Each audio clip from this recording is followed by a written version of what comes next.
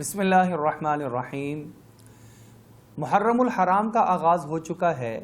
اکثر لوگ ایک سوال کرتے ہوئے نظر آتے ہیں اور ایک بحث چل پڑتی ہے کہ کیا ہم محرم الحرام سے اپنے سال کا آغاز کریں گے یا پھر جنوری فروری سے اپنے سال کا آغاز کریں گے۔ تو یہ سمجھ لیجئے کہ اللہ رب العزت نے قرآن پاک میں واضح ارشاد فرمایا ہے وَسَخَّرَ لَكُم مَّا فِي السَّمَاوَاتِ وَمَا فِي الْأَرْضِ جَمِيعًا مِّنْ،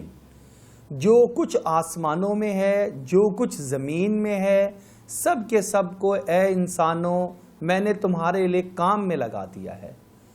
تمہارے لیے مسخر کر دیا ہے، یہ خدمت میں لگے ہوئے ہیں ہماری۔ اور دوسرے مقام پہ اللہ رب العزت نے ارشاد فرمایا الشمس والقمر بحسبان، سورج ہو یا چاند ہو، دونوں کے دونوں ایک حساب کے اندر جگڑے ہوئے ہیں، لہٰذا کیلنڈر کا حساب ہمارا چاہے جنوری اور فروری سے ہو تو وہ بھی جائز ہے، اور چاہے محرم سے آغاز ہو تو وہ بھی جائز ہے۔ اب صرف اور صرف دیکھنے کی بات یہ ہے کہ ہم امت محمدیہ صلی اللہ علیہ وسلم ہیں، ہمیں دیکھنا یہ ہوگا کہ سورج کا کیلنڈر اس کی نسبت کس کے ساتھ ہے، اور چاند کا کیلنڈر یعنی قمری کیلنڈر اس کی نسبت کس کے ساتھ ہے۔ سورج کا کیلنڈر جس کا آغاز جنوری سے ہوتا ہے اور چلتے چلتے دسمبر کے اندر اختتام ہو جاتا ہے، اس کا تعلق اور اس کی نسبت سیدنا عیسیٰ علی نبینا وعلیہ الصلاۃ والسلام کی یوم پیدائش کے ساتھ ہے، اسی لیے ہم اس کو عیسوی کیلنڈر کہتے ہیں۔ اس کا حساب بھی بے شمار ممالک میں رائج ہے، اور بالکل اسی طریقے سے جس کو ہم قمری کیلنڈر کہتے ہیں، قمری سال کہتے ہیں، اس کا تعلق چاند کے ساتھ ہے، اس کی نسبت جناب محمد الرسول اللہ صلی اللہ علیہ وسلم کی ذات مبارکہ، ان کی ہجرت جیسے ایک مقدس ترین عمل کے ساتھ جڑی ہوئی ہے۔ ہم چونکہ امت محمدیہ صلی اللہ علیہ وسلم ہیں، لہٰذا ہماری نسبت ہجری سال کے ساتھ زیادہ گہری ہے، لہٰذا ہمیں ہجری سال کا استعمال کرنا زیادہ مناسب ہے۔ جائز دونوں ہیں، بلکہ اس کے علاوہ جتنے کیلنڈر چل رہے ہوں ان سے حساب کتاب رکھنا بھی جائز ہے۔ مثال کے طور پر ہمارے ہاں دیسی مہینے بھی چلتے ہیں، ان دیسی مہینوں کا استعمال کرنا وہ بھی جائز ہے۔ لیکن ہمارے لیے بہتر کیا ہے، ہمارے لیے مناسب کیا ہے، ہمارے لیے لائق کیا ہے؟ ہمارے زیادہ لائق یہ ہے کہ ہم اسلامی تاریخ اور اسلامی مہینوں اور اسلامی کیلنڈر اور اسلامی سال کا خیال رکھا کریں۔ اپنی شادی بیاہ کے موقعوں کے اوپر، اپنے اور جتنے ہمارے حساب کتاب ہیں، معاملات ہیں، ان کے اندر یہ بہت ہی اہمیت کا حامل ہے۔ آپ ذرا غور کریں کہ ہماری عبادات کا اکثر کا تعلق بھی ہمارے چاند والے کیلنڈر اور چاند کے سال اور چاند کے مہینے کے ساتھ ہے۔ مثال کے طور پر رمضان المبارک کا مہینہ آتا ہے تو ہم چاند رمضان کا دیکھتے ہیں تو ہم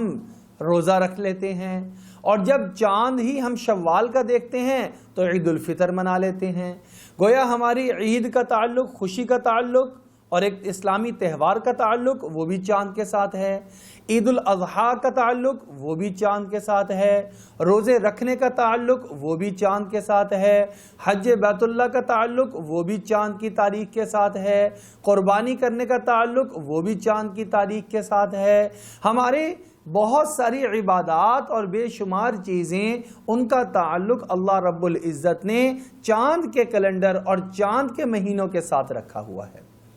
اب اگر ہمیں اسلامی ملک میں رہتے ہوئے اگر یہ بات، اور مسلمان ہوتے ہوئے اگر ہماری حالت یہ ہو جائے کہ ہم صرف اور صرف سورج کے حساب سے جو کیلنڈر چلتا ہے، جس کو ہم شمسی کیلنڈر کہتے ہیں، جس کو ہم جنوری فروری اور عیسوی کیلنڈر کہتے ہیں، اس کا حساب کتاب تو ہمیں پتہ ہو، اسی کی تاریخ کو ہم لکھتے ہوں، اسی کی تاریخ ہمیں اور ہماری اولاد کو یاد ہو، لیکن اسلامی مہینوں کی نہ تاریخ کا علم ہو، نہ مہینے کا علم ہو، نہ سال کا پتہ ہو، تو یہ مناسب بات نہیں ہے۔ لہٰذا استعمال ہم چاہے دونوں کریں، اور چاہے صرف اور صرف ہم شمسی کریں اپنے لکھنے میں، اپنے حساب کتاب میں،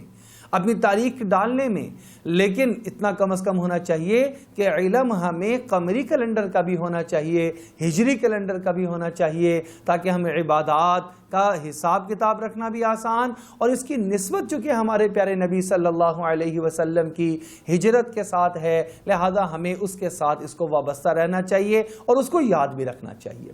اب آپ کے علم میں ہجرت تو کسی اور مہینے میں ہوئی،